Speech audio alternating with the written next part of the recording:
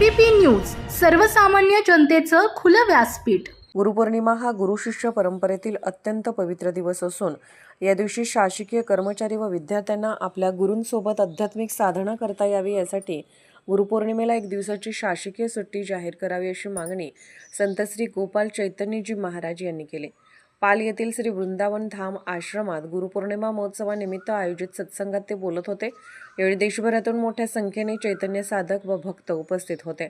विविध लोकप्रतिनिधी, प्रशासनातील अधिकारी, संत महंतांनीही कार्यक्रमास उपस्थिती लावली। यावेळी संत श्री गोपाल चैतन्यजी महाराज यांनी गुरुशिष्य परंपरेचे महत्त्व सांगत गुरूंच्या मार्गदर्शनाशिवाय ज्ञान अपूर्ण असल्याचे प्रतिपादन केले।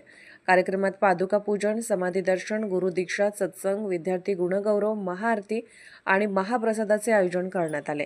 एबीपी न्यूज नेटवर्कसाठी प्रतिनिधी चंद्रकांत कोळी, रावेर।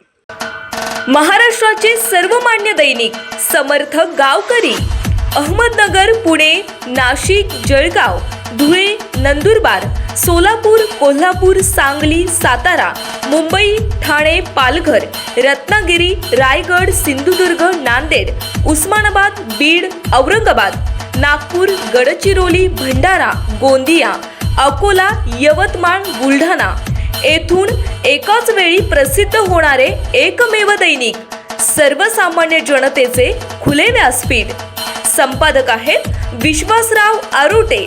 मोबाईल नंबर आहे 9423 38 85 08।